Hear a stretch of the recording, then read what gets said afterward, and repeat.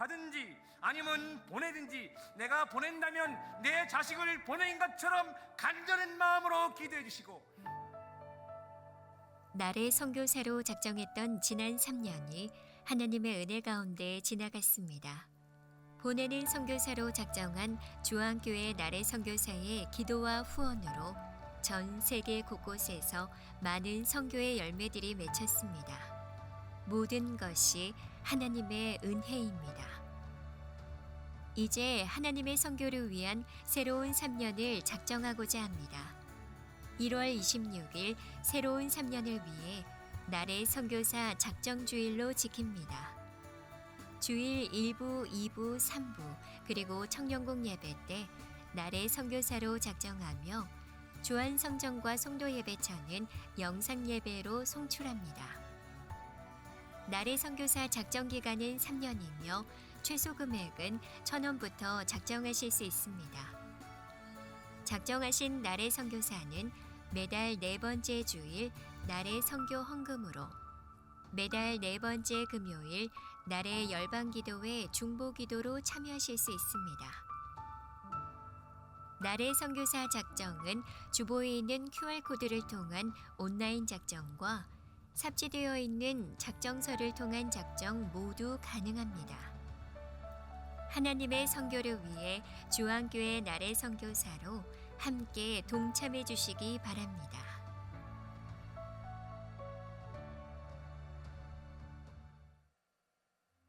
오늘 1월 19일은 주연절후 두 번째 주일입니다.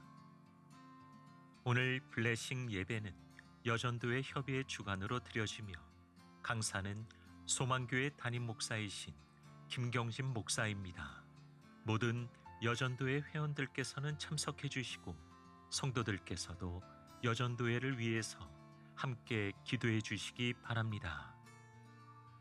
1월 나래 열방 기도회가 1월 24일 오후 8시에 있습니다.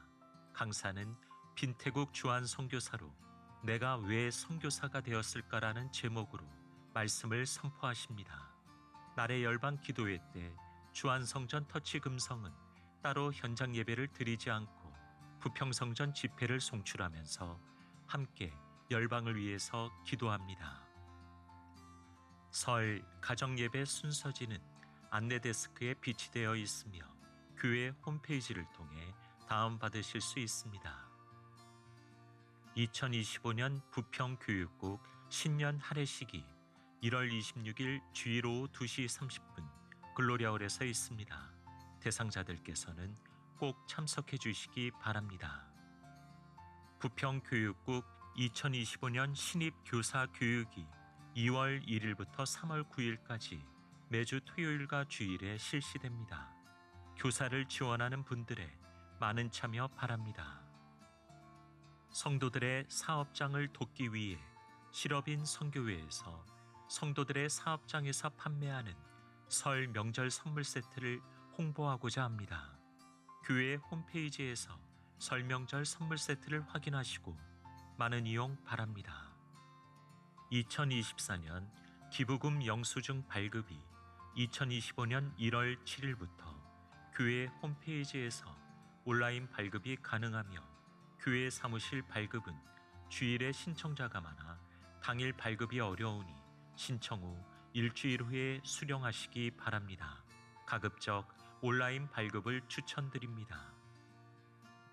깨끗하고 아름다운 교회를 만드는 환경국 봉사자와 교육국 앵크리스토 반주자를 모집합니다.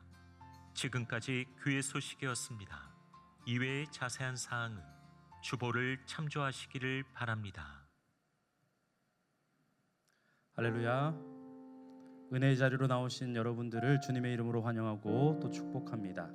오늘도 이 예배를 통해서 하나님이 우리에게 하시는 말씀, 또 하나님께서 우리에게 원하시는 것이 무엇인지를 바르게 깨닫고 또 그것대로 순종하기로 결단하는 시간 되기를 간절히 소망합니다.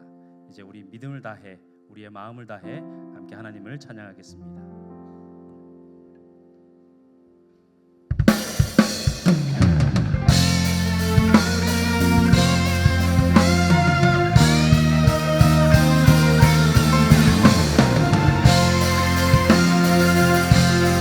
계신 하나님의 이름을 높여드립니다. 하나님 존귀와 영광과 찬송을 받아 주시옵소서. 할렐루야. 아멘.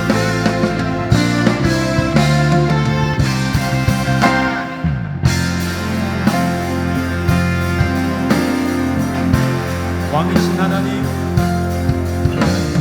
왕이신 하나님 높임을 받으소서. 찬양하리라 영원히 높임을 받으실 그 이름 찬양하리라.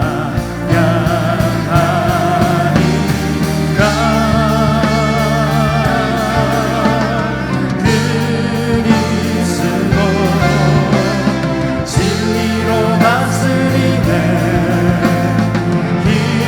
기뻐하라 온 땅이여 찬양하라. 거룩하신 그 이름 높이리라.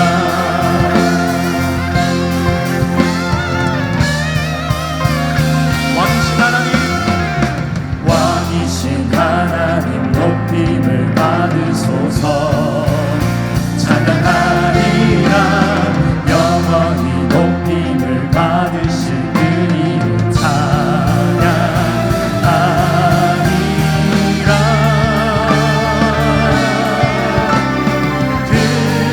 그리스도 진리로 다스리네. 기뻐하라 온 땅이여 찬양하라. 거룩하신 그 이름 높이리. 그리스도 진리로 다스리십니다. 그리스도 진리로 다스리네. 기뻐하라 온 땅이여 찬양하라. 거룩하신 그 이름 높이리. 거룩하신 그 이름을 높입니다. 거룩하신 그 이름 높이리라. 거룩하신 그 거룩하신 그 이름 높이리라. 할렐루야. 우리 하나님께 영광의 박수 올려드리겠습니다. 할렐루야.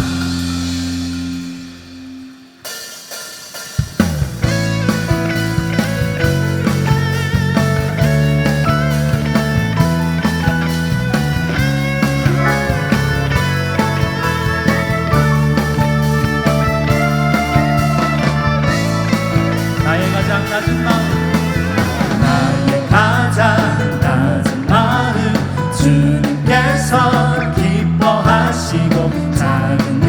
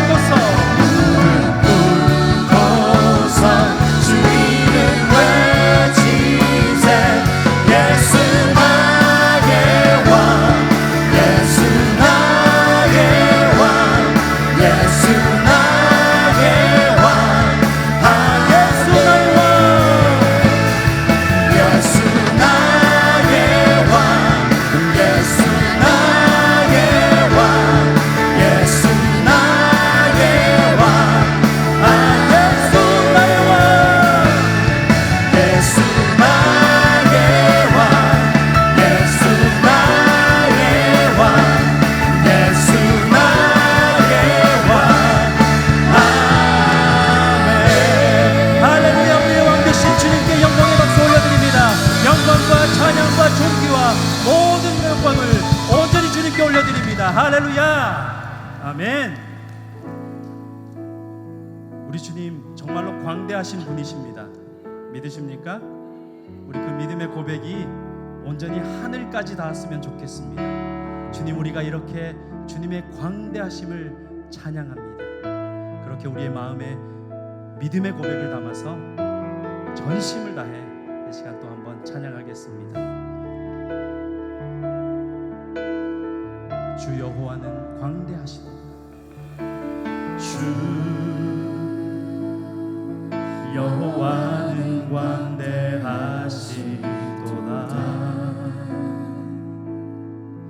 그 거룩한 하나님 성에서 찬양할지어다.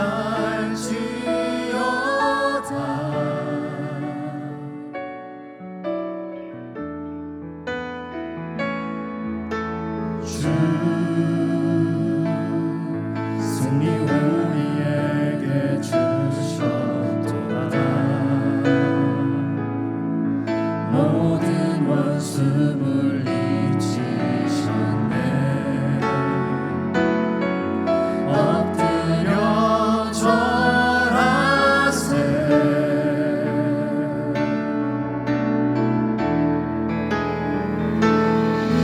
가슴에 크신 이름 높이며 우리에게 행하신 위대한 일 감사하세. 오 주의 신실하신 그 사랑 온 땅과 하늘 위에 계셔 홀로 영원하신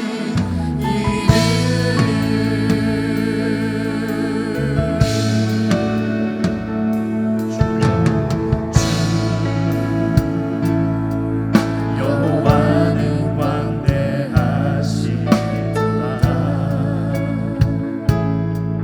그 거룩한 하나님 성에서 찬양할지어다.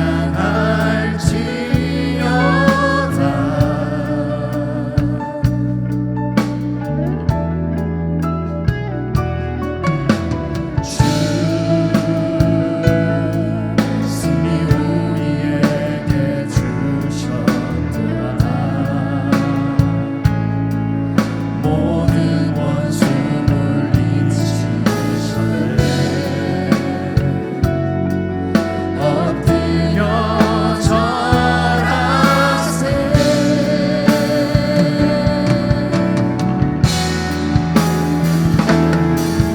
다 주의 크신 이름 높이며 우리에게 행하신 위대한 일 감사하세. 오 주의 신실하신 그 사랑 온 땅과 하늘 위에 계셔 홀로 영원하신 아주의 크신 이름 높이며 우리에게 행하신 위대한 일 감사하세. 오 주의 신실하신 그 사랑 온 땅과 하늘 위에 계셔 홀로 영원하신 아주의 크신 이름 높이며 우리에게 행하신 위대한 일 감사하세. 신실하신 그 사랑 온 땅과 하늘 위에 계셔 홀로 영원하신 이름. 우리 이 시간 함께 기도하기를 원합니다. 주님, 이 시간 우리 가운데 좌정하여 주셔서 우리의 왕이 되어 주시옵소서. 오직 주님의 이름만이 높임받는 시간 되게 하여 주시옵소서. 지장규 목사님을 통하여 선포되는 그 말씀이 우리의 각 심령 가운데 하나님의 음성으로 새겨지는 시간 되게 하여 주시옵소서. 우리 주님 한번 외치고 기도합니다. 주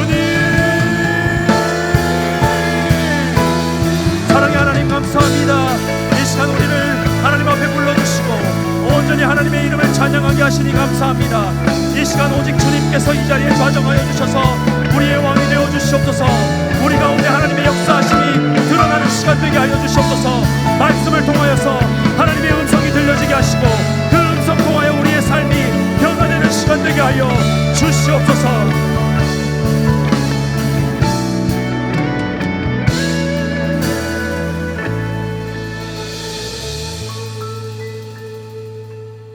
거룩하신 하나님, 주연절 두 번째 주일 이전 것이 아닌 새날과 새해를 행하시는 하나님을 바라보며 거룩하신 하나님께 예배를 올려드리게 하심에 감사드립니다.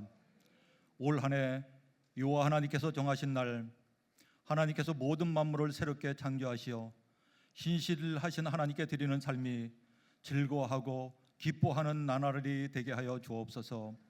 하지만 하나님, 아직도 우리는 암몬의 우상에 빠져 있고 때로는 하나님이 아닌 세상의 것과 또 말씀에 불순종하는 죄악 가운데 있사오니 모든 죄를 어린 양 대신 예수 그리스도의 이름으로 용서하여 주옵소서. 하나님, 이 민족을 구원하여 주옵소서.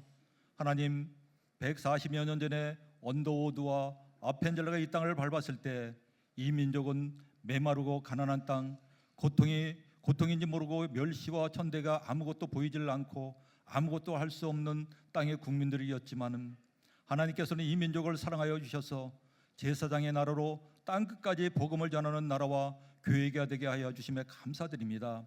하지만 이 민족은 지금 정치적인 혼란과 이념의 우상숭배에 빠져 있어 많은 백성들이 큰 고통과 시련 가운데 있습니다. 하나님의 섭리의 손길을 믿음으로 바라보며 인내하여 하나님의 은혜와 사랑으로 이 민족을 회복시켜 주옵소서.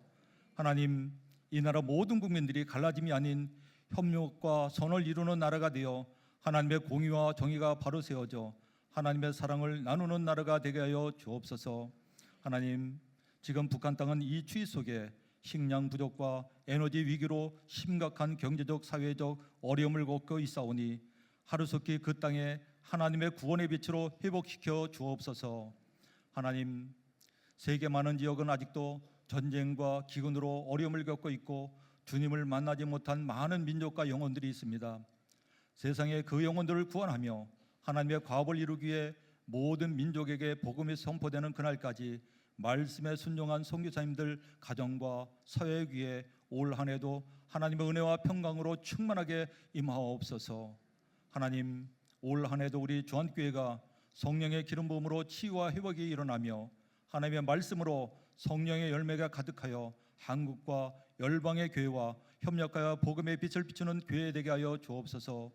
하나님, 주한성전에서 예배드리는 모든 성도들의 가정과 사업과 직장과 삶 속에 성령님이 함께해 주셔서 복의 근원되고 통로가 되는 선지자의 삶으로 주신 사명을 온전히 감당하여 하나님의 나라를 이루어 나가는 믿음의 일꾼들이 다 되게 하여 주옵소서. 나경원 원로 목사님 건강을 지켜 주옵시고 성령 충만하여 주신 사명 끝까지 감당하게 하옵소서. 주성재희 목사님, 성령께서 늘 함께해 주셔서 기도와 말씀의 은혜가 흘러넘쳐 이 혼란한 시대에 예수 그리스도의 빛으로 어둠을 밝히며 한국교회와 열방의 교회에 크게 쓰임받는 목사님 되게 하여 주옵소서. 오늘 지장규 목사님, 우리는 하나님 앞에 있습니다 라는 제목으로 말씀을 전하실 때 말씀이 능력되어 육체적인 질병이 치유되고 영역간에 강건하여지며 화목한 가정과 선지교적인 삶으로 하나님의 나라를 이루어갈 때 이 경제적인 한파의 어려움에서도 나누며 흘려보내는 복된 성도들이 다 되는 그런 삶이 되게 하여 주옵소서. 샬롬 찬양대의 찬양이 믿음으로 드려지는 기도의 찬양이 오니 하나님께서 흠양하여 주시고 찬양대원 모두가 성령의 열매가 풍성한 삶 되게 하여 주옵소서. 하나님께서 주신 사명을 묵묵히 감당하는 봉사의 손길을 하나님께서 받아 주옵시고 이들 모두를 하나님의 형통한 복으로 채워 주시옵소서. 감사드리오며 민족과 열방을 구원하신 예수님의 이름으로 기도합니다. 아멘.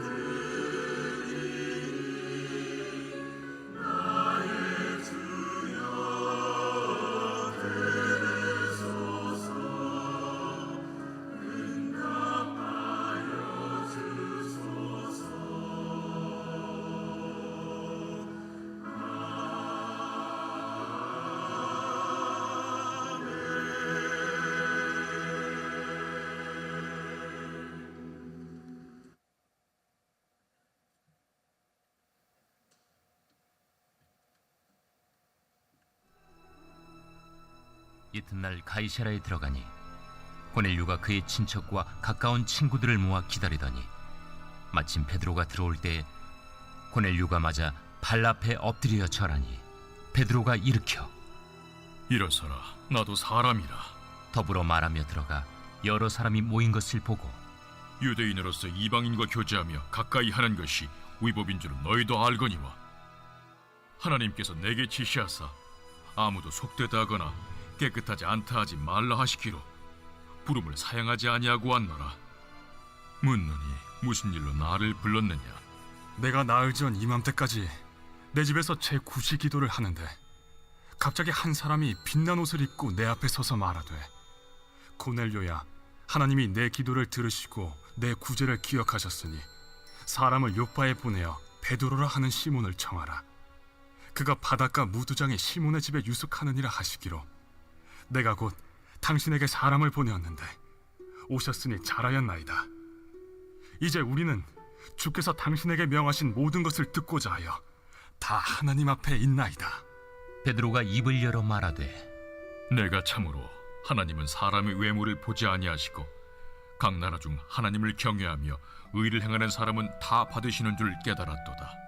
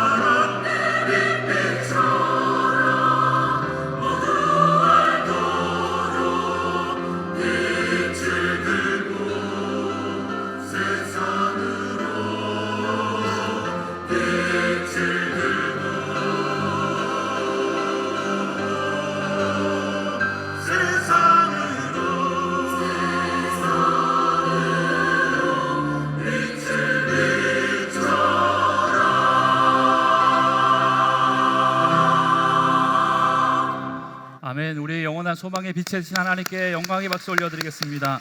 아멘. 우리 옆에 분하고 인사할게요. 당신 안에 영원한 빛이 있습니다. 한 번 더 인사하겠습니다. 그 빛 들고 세상으로 나아갑시다. 네, 감사합니다. 우리 새 가족 오셨는데요. 우리 이현빈님 오셨습니다. 우리 힘찬 박수로 환영하고 축복하겠습니다. 환영합니다. 축복합니다. 예, 우리 예배 후에 1층에 있는 새 가족실에서 담당 교구장님 만나시고 가시면 감사하겠습니다. 광고 몇 가지 할게요. 오늘 저녁 예배는 블레싱 예배는 여전도의 주관으로 협의회 주관으로 드려지게 됩니다. 또 선교 여성으로서 다시 한번 다짐하는 시간 되었으면 좋겠고요. 오늘 저녁의 말씀은 소망교회 우리 김경진 목사님께서 오셔서 말씀을 증거해 주십니다. 나래 선교사 작정 주일이 다음 주일입니다. 우리가 3년마다 나래 선교사로 작정하는데요.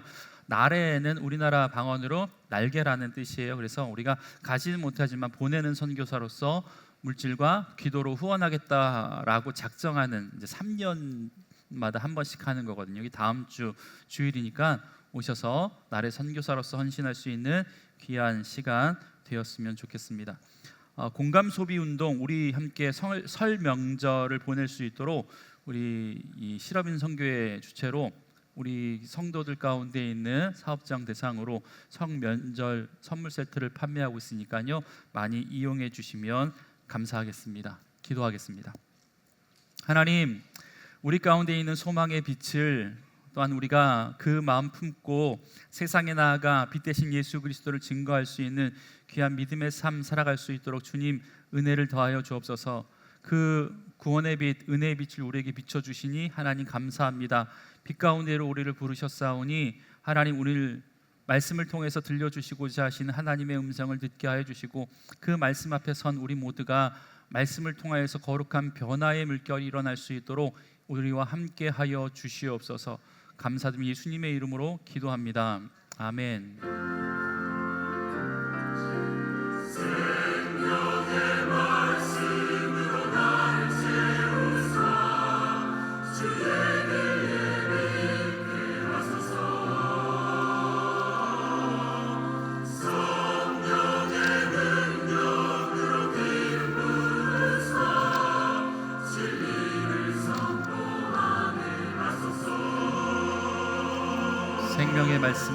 생명의 말씀으로 나를 채우사 주의 길 예비케 하소서. 성령의 능력으로 기름 부으사 진리를 선포하게 하소서. 아멘. 주 안의 성도 여러분, 하나님과 늘 동행하십시오. 성령 충만하십시오. 말씀 충만하십시오. 은혜 충만하십시오. 오늘도 주어지는 말씀을 통해서 하나님의 음성을 깨닫게 되어지는 은혜가 있길 주의 이름으로 간절히 축복합니다. 여러분, 코람데오라는 말이 있습니다. 많이 들어보셨을 텐데 코람데오는 코람이라고 하는 뭐뭐 앞에라는 뜻과 데오스 하나님이라는 말이 합쳐져서 하나님 앞에서라는 뜻입니다. 여러분, 이 말씀은 하나님 앞에 서 있는 것처럼 살아가자고 하는 어떤 신앙의 태도가 담겨 있는 말이에요. 그러니까 여러분, 날마다 코람데오 하나님 앞에 살아가실 수 있길 주의 이름으로 간절히 축복합니다. 오늘 우리가 이 말씀, 이 코람데오라는 관점에서 베드로와 지금까지 했던 고넬료의 이야기를 좀 다시 한번 해볼까 합니다. 여러분, 제9시 기도 시간에 욥바의 무두장이 시몬의 집에 있었던 베드로를 청하라 라고 하는 성령님의 음성을 듣고 이 고넬료가 지체하지 않고 3명의 사람을 그곳까지 보냈습니다. 베드로를 모셔와라 라고 요청하잖아요.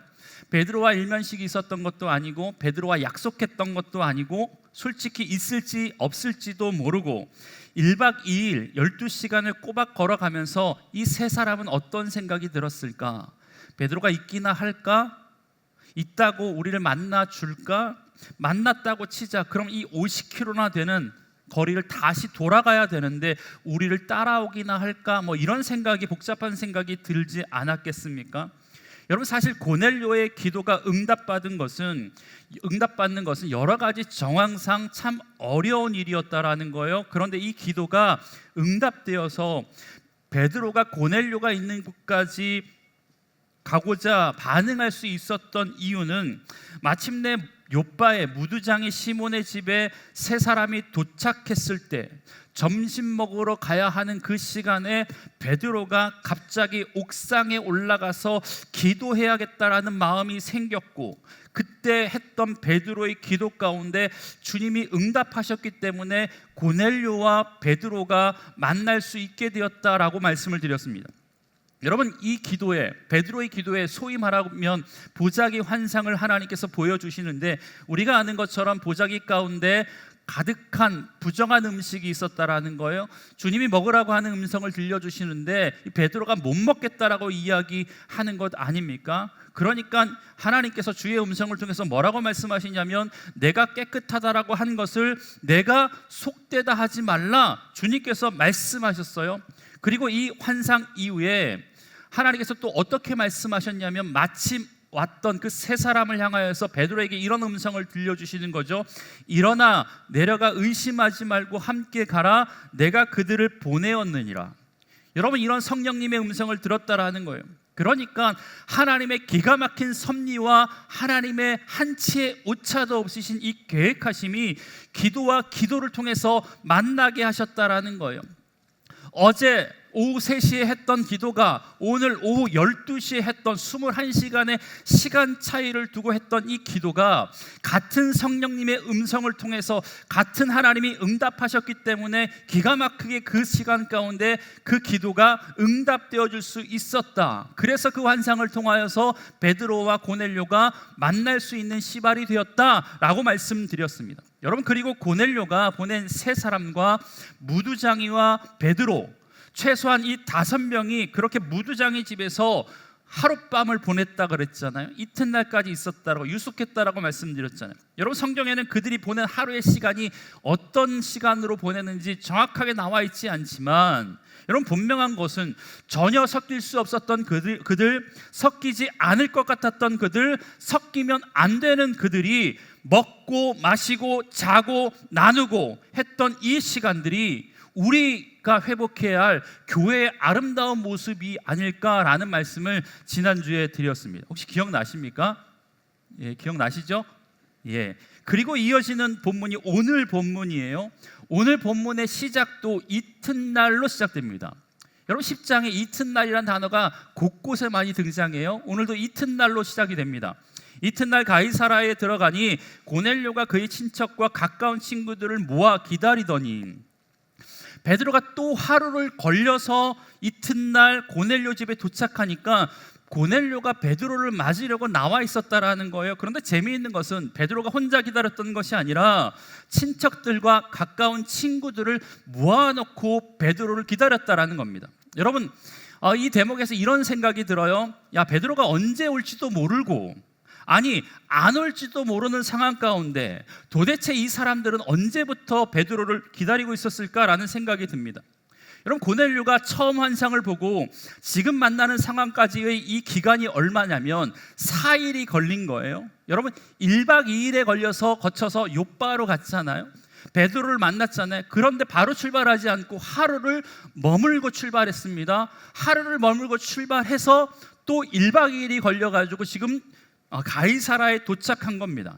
쉽게 말하면 월요일에 보낸 사람이 화요일에 도착했고, 수요일까지 하루 더 머물고 수요일에 출발했던 사람이 다시 목요일에 걸쳐서 이 가이사라로 왔다라는 겁니다. 여러분, 쉽게 말하면 당시 연락을 주고받을 수 있는 어떤 통신 체계가 발달하지 않았기 때문에 요빠로 보냈던 사람이 언제 올지도 모르고 베드로를 만났는지 확실하지도 않고, 더 불확실한 것은 베드로가 자기의 부하를 따라서 여기까지 올 것이냐, 여러분, 이게 확실하지 않는 상황 가운데 지금 있었다라는 거예요. 그런데 그런 상황에서 만약에 베드로를 기다려야 된다면 이 고넬료만 기다리면 되는 것 아닙니까? 여러분, 그런데 고넬료만 기다린 게 아니라 고넬료가 사람들을 불러 모았대요. 가까운 친척들과 친구들까지 모아서 기다렸다라는 거죠. 사실 이건 굉장히 무모한 일이고 어리석은 일 같고 사람들에게 모인 사람들에게는 민폐라고 생각이 됩니다. 여러분, 가까운 친구라고 하는 걸로 봐서 허물없이 지내는 친한 친구이기도 하지만 이기도 하고, 또한 당시가 어떤 이 마을 공동체 사회였기 때문에 먼 곳에 사는 사람을 불렀던 건 아닌 것 같아요. 여러분, 그러니까 이 사실로 미루어 봐서 만약에 진짜 베드로가 왔다고 한다면, 그래서 베드로의 설교를 이들도 듣고 들려주어야겠다라고 생각이 들었다면, 그때 불러도 가까운 곳에 있는 친구들과 친척들이 얼마든지 모일 수 있는 상황이었습니다. 여러분, 그런데 그럼에도 불구하고 언제 올지도 모르고 확실하게 올 것이라고 하는 어떤 정확한 정보도 없는 상황에서 많은 사람을 불러 모아서 기다렸다라는 것 자체가 어쩌면 합리적이지 못하고 민폐라고 생각이 됩니다. 여러분, 혹시 예전에 이런 것 해보신 적 있으세요? 사랑하는 사람들과 헤어질 때, 첫사랑과 헤어질 때. 언제적이에요? 안 헤어졌어 아직? 첫사랑과 아직도 살고 있어? 네. 헤어질 때, 혹은 동창생들과 몇 년, 10년 후 이 자리에서 우리 첫눈 오는 날 만나자, 혹은 우리가 많이 손잡고 걸었던 자유공원에서, 송도 유원지에서, 주안역 앞에서 만나자, 그렇게 약속했잖아요. 근데 문제가 뭐냐면, 이게 첫눈이라고 해야 할지 좀 애매한 눈이 항상 첫눈에는 와요. 펑펑 한방눈이 오면 괜찮은데 첫눈이란 게 그렇게 옵니까? 진눈깨비를 첫눈이라고 해야 될지, 아니면 주안은 흩날리고 있는 것 같은데 부평에도 올지 고민도 되고, 이걸 눈으로 쳐야 하나 말아야 되나, 이런 눈들이 온다라는 거예요. 그래도 내 앞에 하얀 게 떨어지니까, 눈발이라도 날리니까 가보면 옵니까? 기다려 보신 분? 손 들라 그래서 권사님 이렇게 안 오죠. 거기에 간 사람, 여러분, 간 사람은요 더 간절한 사람이라고 보고, 더 보고 싶은 사람이라고 생각하는 게 맞습니다. 여러분, 기다린 적 분명히 있을 수도 있을 것 같아요. 여러분, 저는요 첫사랑은 아니지만 학교 다닐 때 좋아했던, 사랑도 아니야, 중학교 3학년 때 내가 4시간을 그 집 앞에서 기다려 본 적이 있어. 언제 올지도 몰라. 학원 갔대. 언제 끝날지도 몰라. 여러분, 고넬료도 확실하지 않는 약속을 기다리면서도 혼자만 조용히 기다릴 수 있었는데, 사람들까지 모아서 불러서 기다렸다라는 것은요, 앞서 이야기한 것처럼 무모해 보이는 것 같지만 그렇게까지 했던 고넬료의 마음 상태를 우리가 좀 헤아려 보면, 그만큼 고넬료는 베드로를 보고 싶은 간절한 마음, 베드로의 말씀을 나의 가장 가까운 친척들과 친구들에게 들려주고 싶은 그런 거룩한 갈망함이 있었다라는 거예요. 자신의 기도에 보여주었던 하나님의 말씀에 대한 응답을 기다리는 믿음이 이 고넬료 가운데 있었다라는 겁니다.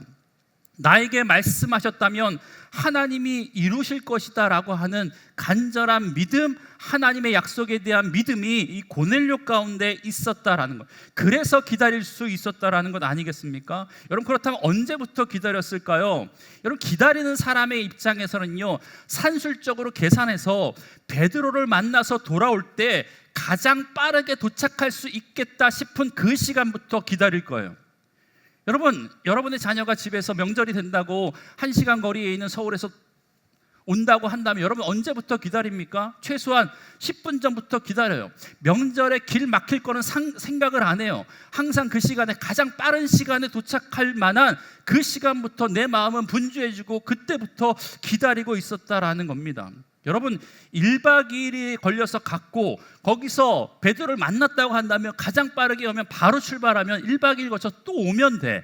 그러면 수요일에 도착할 수 있었던 상황인데 하루를 더 머물 것이라고 계산하지 못하니까 어쩌면 고넬료는 사람들을 언제부터 불러 모았을 거라고 생각되냐면 수요일부터 모아서 기다리고 있었을지도 모른다라는 겁니다.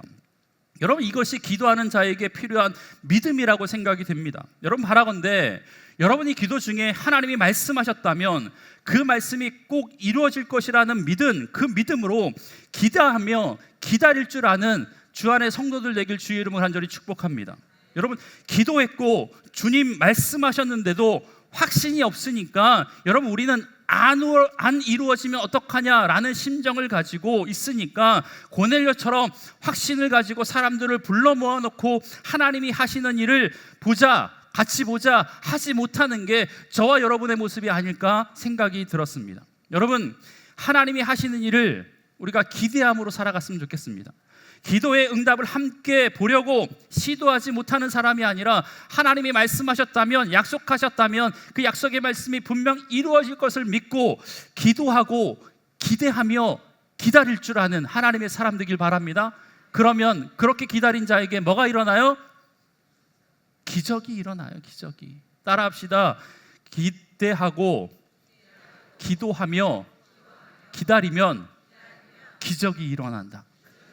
믿으십니까?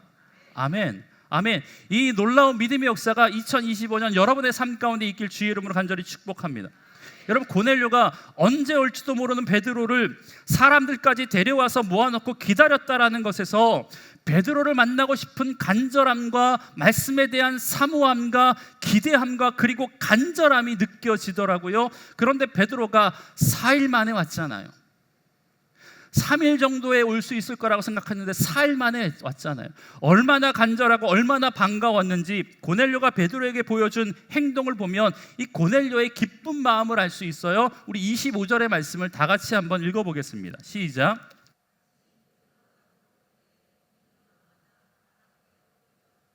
아멘. 베드로가 들어오니까 고넬료가 나아가서 발 앞에 엎드려 절했다라고 이야기하고 있습니다. 여기서 절하다라는 단어는요, 헬라어로 프로스케네오라고 하는 단어인데 이 단어는 엎드려 경배하다로 번역이 됩니다. 성경 안에서는 예배하다로 번역이 종종 됩니다. 이것은요, 신적인 존재에 대한 인간의 경배의 마음을 표현할 때 쓰는 동사가 바로 절하다, 프로스키네오라고 하는 단어예요. 여러분, 사실 이 행위는요, 이스라엘을 지배하고 있었던 로마의 군인의 입장에서는 말도 안 되는 행동이었습니다. 여러분, 점령군이 식민지 백성에게 절을 하고 있는 거예요.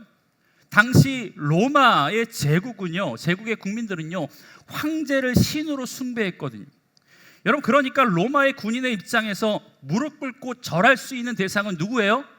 황제에게만 그렇게 할 수 있습니다. 신으로 추앙받는 황제에게만 할 수 있는 그런 행동이었다라는 겁니다. 여러분, 그런데 지금 백부장 고넬료가 베드로 앞에 엎드려서 경배했다라고 성경은 분명하고 말하고 있어요. 그런 의미에서 본다면 여러분, 고넬료는 자신이 경외하는 하나님께서 환상을 통해서 보여주신 그 베드로가 이곳까지 왔다면 그것은 분명 하나님이 보내주신 하나님의 사자 정도로 생각했다라는 것 아닙니까? 그러니까 그 앞에 엎드려 경배한 것 아니겠습니까? 여러분, 여기서 우리가 좀 더 나누고 싶은 이 고넬료의 태도 중에 하나님의 말씀을 대하는 태도를 좀 우리가 나누고 싶습니다. 여러분, 베드로가 고넬료에게 물어요. 무슨 일로 나를 불렀느냐라고 하는 그 물음에 고넬료가 나흘 전에 보았던 환상에 대해서 이야기하면서 그래서 제가 베드로 선생님을 청했습니다 라고 이야기하는데, 그러면서 베드로에게 했던 말이 뭐냐면 다 함께 한번 읽어보겠습니다. 33절의 말씀입니다. 시작. 이제 우리는 주께서 당신에게 명하신 모든 것을 듣고자 하여 다 하나님 앞에 있나이다. 여러분, 여기서 우리가 주목해야 할 두 가지의 단어가 있는데, 첫 번째는요, 고넬료는 하나님께서 베드로에게 하신 말씀을 뭐라고 생각했냐면 당신에게 명하신 것이다 라고 이야기하고 있습니다. 명하신 것. 여러분, 그리고 자신은 그 명령하신 것을 듣겠다라고 지금 표현하고 있어요. 여러분, 고넬료의 직업이 뭐였어요? 뭐였어요? 백부장이 뭐예요? 군인. 여러분, 군인이니까 아마 고넬료의 입장에선 단순했습니다. 그저 하나님의 말씀을 단순한 권유와 덕담과 어떤 훈계 정도로 생각한 것이 아니라 고넬료는요, 하나님의 말씀을 명으로 생각했다라는 거예요. 명이 뭐예요? 명령이었다라는 것 아닙니까? 여러분, 명령이니까 내 기분에 따라서 말씀을 듣고 말씀을 안 듣고가 아니라, 말씀을 받고 말씀을 받지 않는 게 아니라 나의 기분과 상관없이 하나님의 명령이기 때문에 내가 모든 것을 받을 준비가 됐습니다. 내가 모든 것을 들을 준비가 됐다라고 지금 이야기하고 있는 겁니다. 여러분, 하나님의 말씀이 하나님의 명으로 들리십니까? 들리십니까? 안 들리셨다면 들릴 수 있길 바랍니다. 두 번째 주목해야 할 단어가 뭐냐면 하나님 앞에라는 표현이에요. 여러분, 고넬료는요 베드로의 말씀 속에 하나님이 함께 계심을 믿었다라는 겁니다. 그러니까 성경이 말씀하고 있잖아요. 고넬료가 그 명하신 것을 듣고자 하여 다 하나님 앞에 있나이다. 여러분, 지금 고넬료는요 분명 하나님 앞에 있는 게 아니라 베드로 앞에 있었습니다. 친구와 친척들을 모아놓고 베드로 앞에 있는데, 이 고넬료는 베드로 앞에 있다라고 이야기하지 않고 내가 지금 누구 앞에 있다? 하나님 앞에 있다라고 고백하고 있다라는 거예요.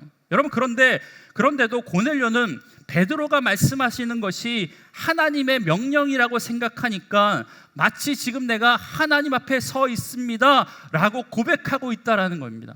여러분, 사극에 보면 어명이요 라고 하는 경우가 있잖아요.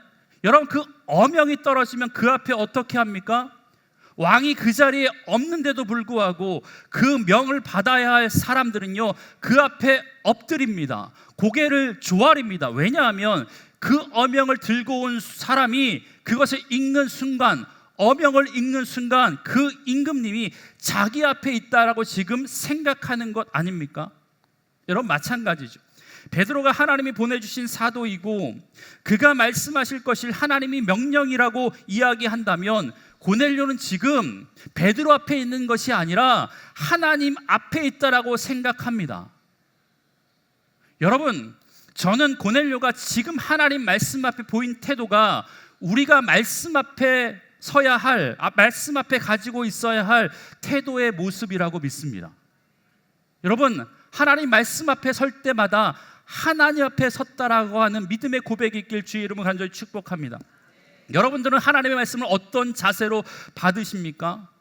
그저 목사의 입을 통해서 나오는 덕담이나 권면 정도로 여기십니까? 아니면 하나님의 명으로 여기고 계십니까? 여러분, 고넬료는 지금 그 순간 자신은 하나님 앞에 있다라고 생각한 거예요. 그러니까 당연히 그것은 베드로의 말이 아니라 하나님의 음성으로 듣겠다라고 하는 믿음의 고백이 지금 그의 마음 가운데 있다라는 겁니다. 여러분, 우리 교회가 성경 봉독을 할 때 3부 예배는 방송으로 이제 영상으로 틀어주지만 대부분의 다른 예배를 어떻게 성경 봉독을 하냐면 이렇게 봉독을 해요.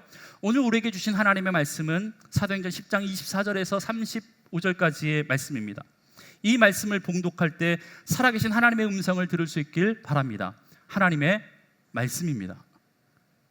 여러분, 하나님의 말씀을 우리가 읽는다라는 거예요. 하나님의 말씀이라는 거예요. 여러분, 그러면 여러분 지금 이곳에서 하나님이 말씀하신다고 생각해 보세요. 여러분들이 읽었던 말씀이, 성경이 그저 단순한 글이 아니라 하나님의 하나님의 명령이라고 생각해 보십시오. 어떻게 꼬박꼬박 졸 수 있겠습니까? 졸다가도 어명이요 하면 일어나야죠. 그런데 우리는 반대로 쌩쌩하다가도 하나님의 말씀을 들으면 졸려. 반대가 됐어. 반대가 이상하죠. 여러분, 왜 그런지 아십니까? 물론 우리가 너무 피곤하기 때문이기도 하지만 기본적으로 선포되어지는 말씀이, 기록된 말씀이 하나님의 말씀, 하나님의 명으로 들리지 않기 때문에 그렇다라는 거예요. 여러분, 탈북민이 북한을 탈북해가지고 한국에 오면 얼마 기간 동안 하나원이라고 하는 곳에서 교육을 받아요. 대한민국에서 어떻게 살 건지, 은행은 어떻게 이용해야 되는지, 대중교통을 어떻게 타야 되는지, 한국 사회에 적응하기 위해서 교육을 한대요. 이 교육하는 하나원 사람들을, 세터민들을 모아놓고 교육하는 와중에도 꼭 교육 중에 꼬박꼬박이 아니죠, 꾸벅꾸벅 조는 사람들이 그렇게 많다고 합니다. 여러분, 그런데 그때 한마디 하면 다 깬대요. 여러분, 뭐라고 하는지 아십니까? 당의 명령입니다. 졸지 마시라. 이렇게 하면요, 자다가도 당의 명령이라는 소리를 듣고 딱 깬대요. 그렇게 교육받아 왔으니까. 여러분, 선포되어진, 기록되어진 말씀이 하나님의 명으로 들린다면 어떻게 말씀 앞에 졸 수 있겠습니까? 여러분, 옆에 사람들 좀 깨워주세요. 말씀해 보세요. 당의 명령입니다. 왜 지가 재워놓고 나보고 깨우라고. 그런 분이 마음 가운데 그런 말 하시는 분이 있다는 거 저도 압니다. 제가 재웠는데 제가 깨워야 되는데 여러분이 깨우라고 해서 죄송합니다. 여러분, 지금 제가 설교자의 소리를 하나님의 소리로 들으라고, 지장교회 목사가 여기 서서 아무 말이나 해도 하나님의 말씀이니까 그렇게 받아들이라고, 아멘할 타이밍이 아니에요. 이건 지금 설교가 하나님의 말씀이니까 잘 들어야 한다고, 지목사 말씀 무시하면 큰일 난다라고, 지금 그런 이야기 하는 게 아니에요. 그렇게 받아들이시면 안 된다라는 거예요. 말씀을 받는 우리가 말씀 앞에 설 때 가지고 있어야 할 태도가 무엇인지 우리가 고넬료를 통해서 좀 봤으면 좋겠다, 그런 이야기를 지금 하고 있다라는 것입니다. 여러분, 이것은요, 말씀을 준비하는 설교자가 가지고 있어야 될 말씀을 대하는 태도와도 같은 이야기다라고 생각이 됩니다. 여러분, 설교가 하나님의 말씀입니까? 강단에서 한다고, 설교 시간에 한다고 다 하나님의 말씀입니까? 여러분, 그렇지 않습니다. 오해하지 마십시오. 설교가 하나님의 말씀이 되도록 해야 되는 것이지, 설교 시간에 말한다고 해서 그게 다 하나님의 말씀입니까? 그렇다면 설교자들이 왜 다 다른 이야기를 하고 있습니까? 아니잖아요. 설교라는 이름을 빌려서 자신의 주장이 하나님의 말씀이고 하나님의 명령인 것처럼 포장하는 목사가 얼마나 많이 있습니까? 마치 자신은 하나님과 영적으로 늘 교통하는 것처럼 말도 안 되는 소리, 누가 봐도 상식 이하의 말을, 저질스러운 자기의 고집을 이야기하면서도 그게 하나님의 말씀이라고 아멘하라고 강요하는 설교자들이 얼마나 많이 있습니까? 여러분, 그러니까 지금 고넬료가 베드로의 입에서 나오는 말씀을 하나님의 명으로 받겠다라는 고넬료의 고백만큼 중요한 것은, 베드로의 입을 통해서 나오는, 설교자의 입을 통해서 나오는 말씀이, 설교가 하나님의 명이 되도록 설교하는 사람이, 말씀을 준비하는 사람이 깨어서 주의 말씀을, 주의 영을 분별할 수 있는 하나님의 사람으로 서야 될 줄 믿습니다. 그렇기 때문에 여러분들이 설교자를 위해서, 목사님들을 위해서, 교육자를 위해서 기도할 때 이 기도 빼놓지 않으면 안 돼요. 하나님, 우리 목사님들이, 우리 교육자들이 하나님의 뜻을 분별할 수 있는, 영적으로 깨어있는 하나님의 사람 되게 하여 주옵소서. 여러분, 그래야 전하는 자가, 또한 듣는 자가 말씀을 통해서 살아나는 일들이 일어나는 것 아니겠습니까? 여러분, 고넬료만큼이나 베드로도 하나님의 말씀을 주의 명으로 받아들이는 사람이었습니다. 어떻게 할 수 있냐면, 오늘 본문 28절과 29절에 보니까 이렇게 말해요. 이르되 유대인으로서 이방인과 교제하며 가까이 하는 것이 위법인 줄을 너희도 알거니와, 하나님께서 내게 지시하사 아무도 속되다 하거나 깨끗하지 않다 하지 말라 하시기로 부름을 사양하지 아니하고 왔노라. 여러분, 그러니까 베드로의 입장에서도요, 이방인의 청을 받아서 여기까지 온 것도 사실 말도 안 되는 겁니다. 왜냐하면 율법으로 이방인의 집에 들어가서 함께 유하는 것이, 먹고 마시고 교제하고 가까이 하는 것이 금지되어 있었어요. 베드로가 말하잖아요. 유대인과 이방인이 교제하는 것이 지금 위법인 것을 너희도 알거니와. 유대인뿐만 아니라 이것이 위법이라는 것을 이방 사람도 알고 있었다라는 거예요. 수천 년 지나온 유대인들의 관습이었습니다. 종교법이었습니다. 그러니까 베드로가 그들을 쫓아 여기까지 온 것은 결코 단순한 결심에서 일어난 것이 아니라는 거예요. 같은 유대인으로부터 손가락질 당하고, 같은 유대인으로부터 비난당할 수 있고, 어쩌면 과격한 유대인들을 만나면 돌에 맞아서 죽을 수 있는 그런 상황에서도 여기 온 이유가 뭐냐라고 한다면, 베드로가 지금 이렇게 기록하고 있어요. 부름을 사양하지 아니하고 왔노라. 부름을 사양하지 아니하고 왔노라. 여러분, 이 말씀의 의미가 뭔지 아십니까? 베드로가 고넬료의 부름을 사양하지 못해서 여기까지 온 것이 아니라는 거 아닙니다. 고넬료가 부름을 사양하지 않았다라는 이 말씀의 의미는, 고넬료를 통해서 부르신 하나님의 부르심을 사양하지 않았다라고 하는 베드로의 고백이었다라는 겁니다. 자신의 이러한 행동에 쏟아질 질타와 비난을 피하기를 사양하지 않고 내가 여기까지 왔다라고 이야기하고 있다라는 것입니다.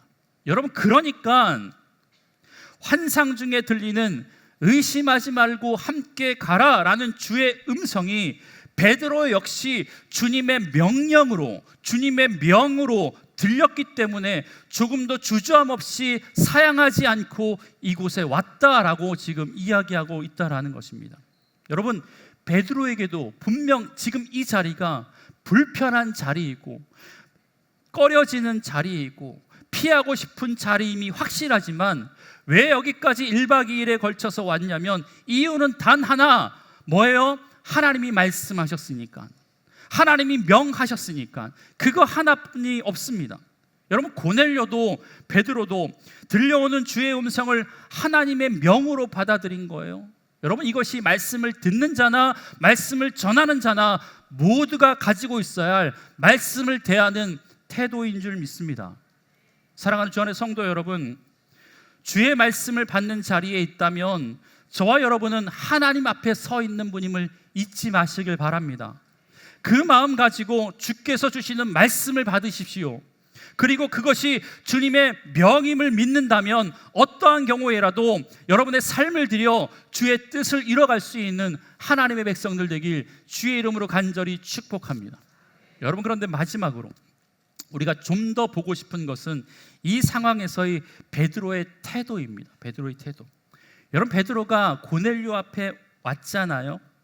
이미 자신을 통해서 선포될 하나님의 말씀을 들으려고 많은 사람들이 모여 있었어요. 여러분, 그런데 그들 앞에서 로마의 백부장이었던 고넬료가 반갑게 맞아주면서 행동했던 것이 앞서 우리가 봤던 것처럼 그 앞에 엎드려 절을 하는 거였습니다. 프로스퀴네오, 경배하는 행위였습니다.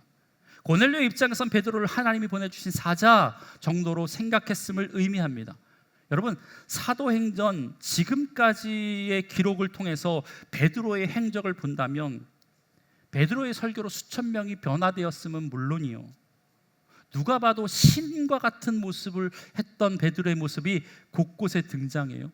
40년 동안 일어나지 못했던 사람을 말씀 한마디로 일으켜 세웠습니다. 루다에서 애니아라고 하는 8년 된 중풍병자를 침상에서 일으켜 세웠습니다. 조금 전에 욥바에서 죽었던 다비다 도르가를 죽었던 자를 살렸던 사람이 바로 이 베드로입니다. 그로 인하여서 많은 사람이 주를 믿었다라고 이야기했는데 아마 많이 믿었던 이 대부분의 사람들이 그가 보여줬던 기적 때문이 아니었을까 우리가 추측할 수 있습니다. 여러분, 그러니까 이런 상황에서 베드로는 충분히 교만해질 수 있는 사람 아닙니까? 신과 같은 대우를 받을 수도 있죠. 나중에 16장에 가면 루스드라에 가면 이 바울과 바나바가 병자를 고치니까 신이라고, 제우스라고, 헤르메스라고 추앙하잖아요. 마찬가지로 베드로에게 그렇게 이야기하는 사람이 없었을까요? 왜 없겠습니까? 여러분, 재작년 2023년에 8부작으로 넷플릭스에서 제작한 다큐멘터리 가운데 나는 신이다, 혹시 기억하시죠? 나는 신이다라고 하는 다큐가 있었어요. 부끄럽지만 한국 교회사 속에서 자신을 메시아로 선포한 기독교 이단도 아니죠, 사이비 이야기거든요. 사이비 교주에 관한 이야기였습니다. 보신 분도 계시겠지만 완전한 신의 모습으로 사람들로부터 추앙받고 있는 사람들의 모습. 여러분, 그들이 처음부터 자신을 신이라고 이야기했을까요? 내가 신이라고 생각했을까요? 여러분, 그렇지 않아요. 그렇지 않습니다. 그런데 어느 순간 자신이 했던 설교, 자신이 했던 치유의 사역들이, 그 사역들을 보고 사람들이 열광하기 시작했기 때문에 그런 것 아니겠습니까? 그때부터 점점 자신을 신으로 스스로가 만들고 있고 주변에서 신처럼 추앙하게 되니까 마치 신이 된 것처럼 착각하는 사람들이 곳곳에 늘어나고 있는 것 아니겠습니까? 여러분, 참 웃긴 이야기지만 우리나라에, 대한민국에 자신을 재림 예수라고 생각하는 사람이 현대 종교라고 하는 이단과 사이비를 연구하는 단체의 보고에 의하면 50명이 넘습니다. 내가 예수래, 심지어 세례요한, 엘리야, 내가 그런 사람이다, 모세라고 하는 사람이 우리나라에 각 산마다 있습니다. 여러분, 자신을 메시아라고 했던 JMS의 정명석, 지난주 여신도 강간 성추행범으로 17년 확정됐습니다. 스스로 원죄가 없는 깨끗한 피를 가지고 있어서 나는 영원히 죽지 않는다라고 설교하고 다녔던 이재록, 2023년에 위암으로 세상을 떠났습니다. 스스로 보혜사 성령 하나님이다라고 이야기했던 하나님교회 안상홍, 67세의 나이로 세상을 떠났습니다. 그리고 그의 성도 중 하나, 안상홍과 재혼했던 장길자가 이제는 하나님의 어머니의 하나님, 어머니 하나님이라고 주장하고 있습니다. 더 해볼까요? 혹시 이 가운데 이긴 자 이만희를 섬기는 신천지 성도들이 앉아 있을 수 있어요. 위장하고 성도인 척하면서 여기 앉아 있을 수 있어요. 지금 난리거든요, 인천. 여러분 정신 차리세요. 여러분 예수님의 수제자였던 베드로, 그것 하나만으로도 사람들로부터 그의 앞에 무릎 꿇게 만들 수 있었던 사람이 베드로 아닙니까? 여러분 그런데 고넬료가 자신 앞에 엎드리니까 베드로가 뭐 했는지 아십니까? 빨리 이 고넬료를 일으켜 세워요. 그러면서 뭐라고 이야기하냐면 26절의 말씀 이렇게 이야기합니다. 고넬료가 맞아 발 앞에 엎드려 절하니 베드로가 일으켜 이르되 일어서라, 나도 사람이니라. 나도 사람이니라. 여러분 일으켜 세웠던 이유는 단순해요. 송구해서가 아니에요. 내가 뭔데 높으신 양반이 저에게 절을 하십니까? 라고 하는 겸손에서 나온 행동이 아니라는 거예요. 나도 사람이라. 그러니까 단순히 송구해서가 아니라 베드로를 향한 고넬료의 행동이 프로스키네오, 종교적인 예배 행위였잖아요. 그러니까 깜짝 놀란 거죠. 어디 하나님 앞에 절해야 될 사람들이 인간이 나한테 절하고 있느냐, 하나님께 돌려야 할 영광을 왜 내가 받고 있느냐, 깜짝 놀라니까 바로 이렇게 세우면서 했다는 말이 내가 사람이라 라고 이야기하고 있다라는 거예요. 여러분 고넬료가 자기에게 절하니까 베드로도 나도 이제 그 급은 되나 보다 라고 생각할 수 있지 않았겠습니까? 여러분 권력 누리는 게 얼마나 즐겁습니까? 높은 자리에 있는 게 얼마나 행복합니까? 그러니까 자칫 어깨가 올라갈 수 있었겠죠. 그런데 베드로는 딱 한마디로 자르거든요. 나는 사람이다. 왜 그러십니까? 여러분 이거 거절 못하면요, 어쩌면 앞에서 언급했던 그런 사람 될 수 있거든요. 남들이 날마다 손잡아주고 엄지 세워주고 공손히 인사해주고 그 앞에 무릎 꿇으니까 마치 자기가 뭐라도 된 것인 것처럼 교만해져서 그의 영혼을 사탄에게 넘겨주었던 한국교회 지도자들이 얼마나 많이 있습니까? 여러분 사탄이 아담과 이브를 꼬실 때 뭐라고 한 겁니까? 하나님과 같게 해주겠다, 이 말에 속아 넘어간 것 아닙니까? 높아지고자 하는 열망이 인간 가운데 없는 사람이 어디 있습니까? 그러니까 남들이 우쭈쭈 해주고 엄지 세워주고 지켜주면 그게 좋아서 그거 다 받아 누리려고 했던 많은 사람들이 그렇게 사탄 앞에 쓰러지고 넘어지고 하는 사람들이 얼마나 많이 있습니까? 여러분 저라고 뭐 별 수 있겠습니까? 여러분 아무래도 목사라는 직함을 받는 순간부터 말도 안 되는 대접을 받고 있어요. 대접을 받아요. 존대를 받아요. 지난번 교구에 부평구청장이 저희 교구 식구였어요. 민주당 원내대표 하신 분도 저희 성도로 계셨어요.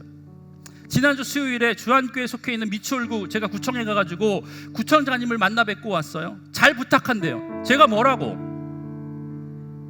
거기서 면담할 수 있는 사람이나 됩니까? 사실 오늘 본문이 이 본문이 아니거든요. 주고 보세요. 위 목사님 본문하고 제가 조금 달라요. 네. 웃을 타이밍은 아닌데 34절부터 오늘 본문이에요. 베드로가 이제 설교를 시작해야 돼. 베드로가 설교를 시작하기 전에 이 본문을 조금 다뤄야 됐기 때문에 좀 다루다 보니까 제 마음에 꽂힌 부분이 이 본문이었어요. 여러분 그러니까 베드로가 어떤 설교를 했는지 위임 목사님의 설교를 꼭 들어보셔요. 근데 중요한 것은 마치 하나님 앞에 서 있는 것처럼 행동하고 생각하고 말씀했던 고넬료와 베드로의 어떤 하나님 앞에서의 태도가 저와 여러분이 지금 가지고 있어야 할 우리의 삶의 태도라고 생각이 됐습니다. 그래서 베드로의 설교 부분은 넘어가고 이 말씀을 좀 나눠야겠다라는 생각이 들었습니다. 그러면서 이 베드로의 고백, 내가 사람이라. 당연히 사람이죠. 근데 이 말씀이 제 마음 가운데 맴돌았습니다. 아, 내가 혹시 교만해 줄 수 있는 자리에 서게 된다면 이 말씀 잊지 말아야 되겠구나. 내가 혹시 으쓱해질 수 있는 상황이 다가온다면 이 베드로의 고백 놓지 말아야 되겠구나 라는 생각이 들었습니다. 지금 제가 뭐라고 이런 말 하고 있으면 뭔데? 라고 이야기할 수 있는 분들 계실지 모르겠습니다. 여러분 그런데 지금도 이렇게 교만해지려고 하는데 혹시 제가 좀 더 높은 자리에 오고 나이도 더 들고 우리 목사님이라고 따라주는 사람들이 더 생기면 그때는 어떨까 생각되니까 베드로의 말씀을 늘 좀 기억해야 되겠다, 놓치지 말아야 되겠다라는 생각이 들었습니다. 여러분, 제가 지금 이런 말씀하면 웃을 수 있는 분도 있어요. 고작 그 자리가 뭔데? 라고 하면서, 여러분 그런데 생각해 보세요. 높은 사람만 겸손하지 않았던가요? 부자만 교만한 건가요? 아니요. 낮은 자리에 있어도 가난해도 교만한 사람이 우리 주변에 참 많이 있음을 우리 깨닫게 됩니다. 인간의 본성이거든요. 내 지위와 내 상황, 내가 처해 있던 상황과 상관없이 우리는 늘 교만할 수밖에 없는 사람이 우리라는 겁니다. 그러니까 여러분 잊지 않았으면 좋겠습니다. 우리 모두 이 베드로의 말씀, 하나님 앞에 서 있는 그 태도를 우리가 잊지 않았으면 좋겠습니다. 여러분, 그렇다면 왜 베드로가 나도 사람이라 라는 말씀을 했겠습니까? 여러분, 베드로는 알았거든요. 자기가 아무리 많은 기적과 능력, 믿음의 사람이라고 할지라도, 심지어 내가 예수님이 가장 아끼시는 수제자 가운데 한 명이라고 할지라도, 베드로는 예수 그리스도의 십자가 없이는 구원받을 수 없는 너나 나나 똑같은 죄인임을 베드로가 깨달았다라는 겁니다. 그 은혜가 없으면 여기 설 수 없는 연약한 존재라는 것을 베드로가 알고 있었다라는 거예요. 하나님의 은혜가 아니면 살아갈 힘이 조금도 없는 죄인이라는 것을 깨달았던 순간, 내 의는 십자가 뒤에 묻어두고 하나님께서만 영광 받으시길 원하는 그 마음 가지고 나를 높여주려고 하는 이 고넬료의 태도 앞에, 왜 그러십니까? 나는 사람입니다 라고 하면서 온전히 하나님께만 영광 돌리는 그런 사람이 되었던 것 아니겠습니까? 여러분, 이런 삶의 태도가 어디에서 나왔겠습니까? 저는 코람데오라고 생각합니다. 내가 늘 하나님 앞에 있어야지, 하나님 앞에 서 있는 자지 라고 하는 그 말씀을 잊지 않고 살아간다면, 여러분, 혹시 내가 교만해질 수 있는 그 자리, 내가 높아질 수 있는 자리, 내가 드러나야 되는 그 자리에 서게 되는 순간이 올 때 나의 모습은 뒤로 하고 오직 하나님만 높이는 귀한 믿음의 사람으로 서게 될 줄 믿습니다.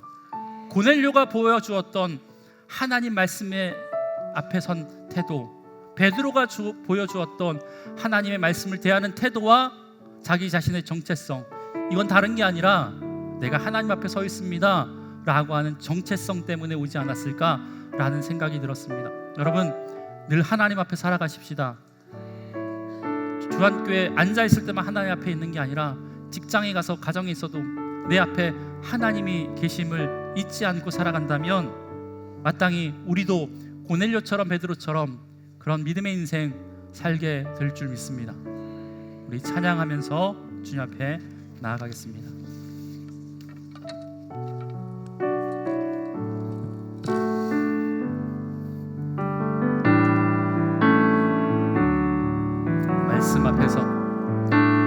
말씀 앞에서 경외함으로 주께 홀로 섭니다.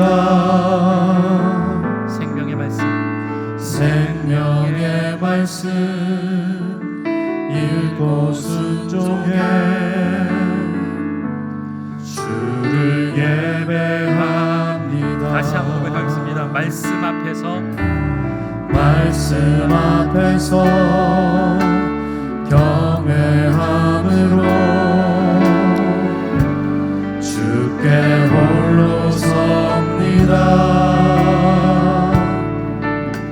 생명의 말씀 읽고 순종해 주를 예배합니다.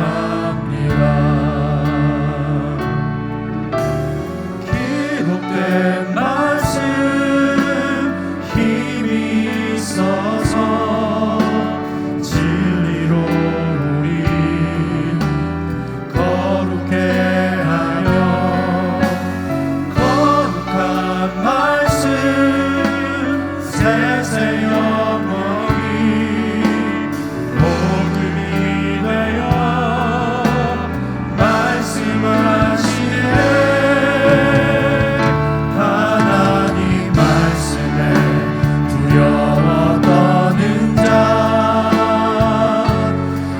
말씀에 생명을 거는 자 한 사람 찾으시는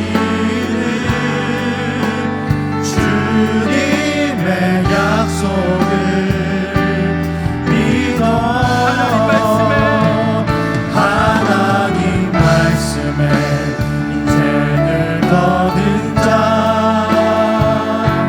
순종하며 주 따라가는 자 영원한 하나님 나라 이뤄갈 주의 교회여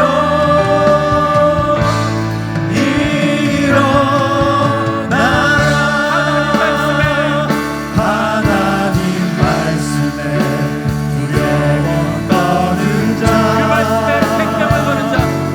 그 말씀에 생명을 거는 자 한 사람 찾으시는 주님의 약속을 믿어 하나님 말씀에 인생을 거는 자 순종하며 주 따라가는 자 영원한 하나님 나라 이뤄갈 주의 교회여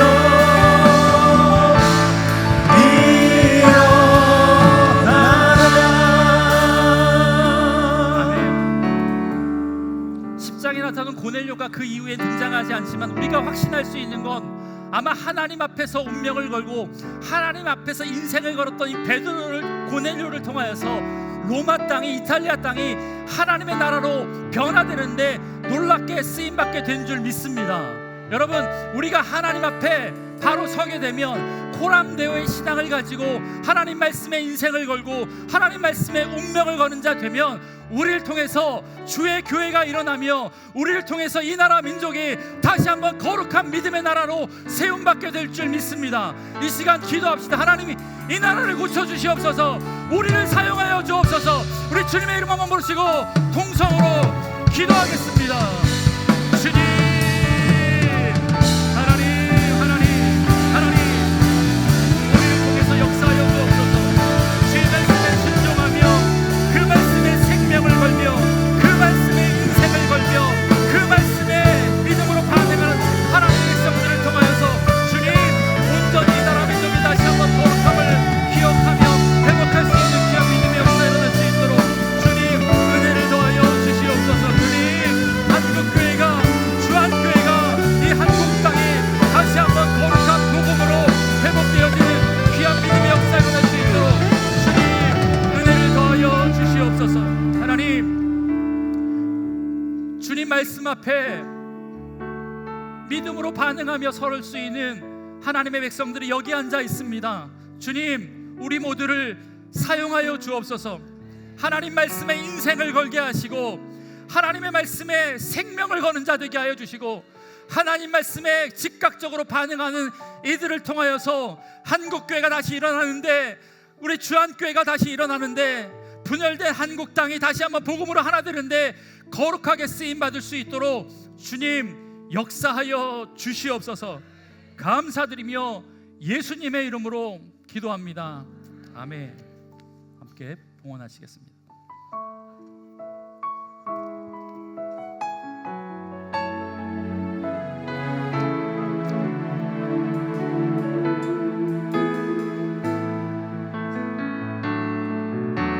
주님 큰 영광 받으소서. 홀로 찬양 받으소서. 모든 이름 위에 뛰어난 그 이름 온 땅과 하늘이 다 찬양해. 겸손한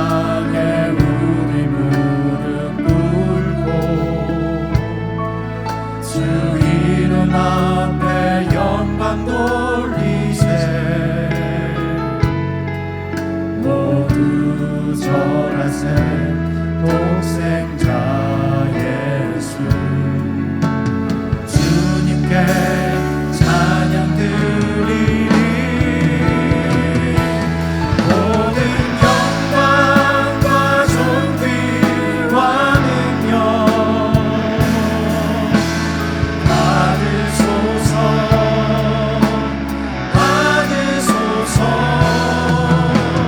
영광과 존귀와 능력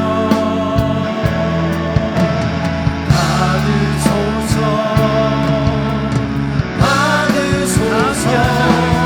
모든 영광과 존귀와 능력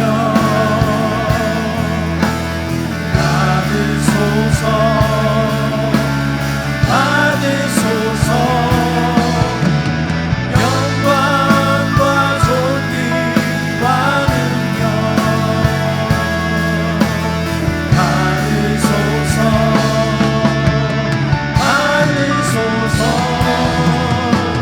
그리스도 살아계신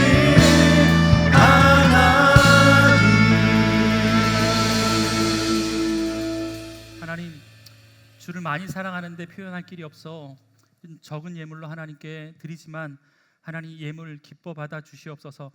적은 것 적다 하지 않으시고 큰 것 크다 하지 않으시고 드린 마음의 중심을 보시는 하나님께서 하나님 이 예물 가운데 함께하여 주심으로 이 예물이 쓰여지는 곳곳마다 생명이 살아나는 놀라운 믿음의 역사 일어날 수 있도록 주님 은혜를 더하여 주옵소서.